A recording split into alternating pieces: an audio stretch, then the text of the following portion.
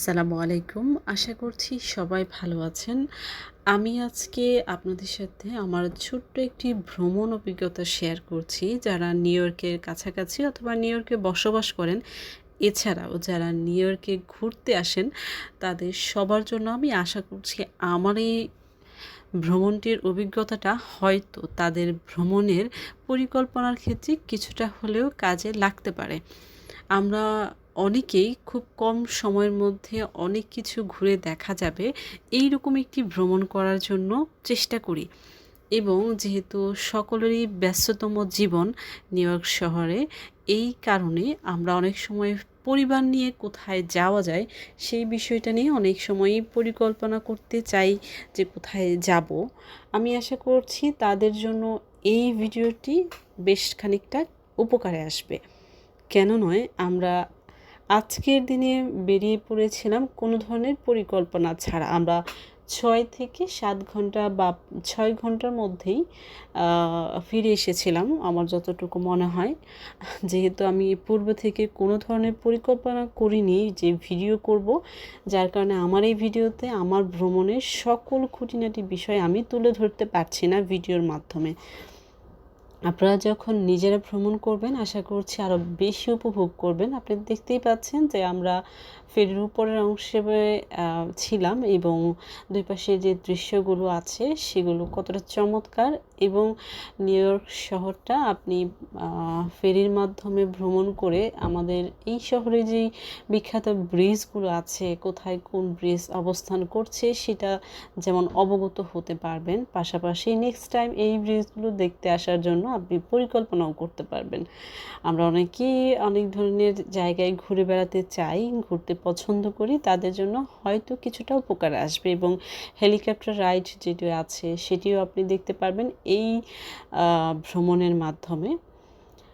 আমার কাছে ভীষণ ভালো লেগেছিল। আমরা ডাউন টাউনের দিকে যাই, যার কারণে আমরা কুইন বোরো ব্রিজ, ম্যানহাটন ব্রিজ এবং ব্রুকলিন ব্রিজ, এই ব্রিজগুলোর নিচে দিয়েই মূলত এই ফেরিটা যায়, যার কারণে এই ব্রিজগুলো দেখার সুযোগ হবে আপনাদের, এবং দুই পাশের দৃশ্যগুলো দেখার সুযোগ হবে। আমি আমার ভিডিও শেষের দিকে ডাউনটাউনের কিছু ভিডিও আমি উল্লেখ করেছি যেখানে আমরা ঘুরে বেরিয়েছি। সাধারণত আমরা পায়ে হেঁটেই এই এরিয়াগুলো ঘুরে বেরিয়েছি, কোনো ধরনের যানবাহনে আমরা উঠিনি। নিউ ইয়র্ক শহরে যারা ঘুরতে আসেন তারা সাধারণত অনেক ক্ষেত্রেই ম্যাক্সিমাম লোকজনই পায়ে হেঁটেই এরিয়াগুলো ঘুরে দেখতে পছন্দ করে, কারণ এই শহরের যে সৌন্দর্যটা সেটা আমার মনে হয়েছে যে আপনি যদি পায়ে হেঁটে দেখেন সেটাই হয়তো সবচেয়ে ভালো মাধ্যম, যেটা আপনাকে আরও বেশি আনন্দ দেবে শহরটা দেখার, শহরটা বোঝার জন্য।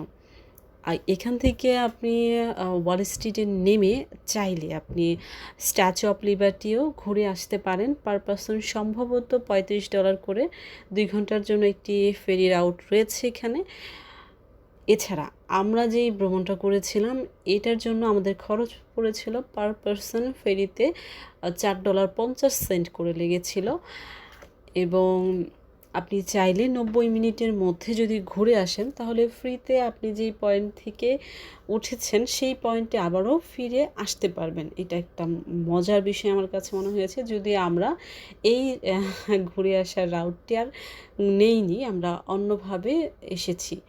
আমরা ডাউন টাউনে নেমে স্টক এক্সচেঞ্জ যেই এরিয়াটা আছে সেটা আমরা ঘুরেছি, চার্জিং বোর্ড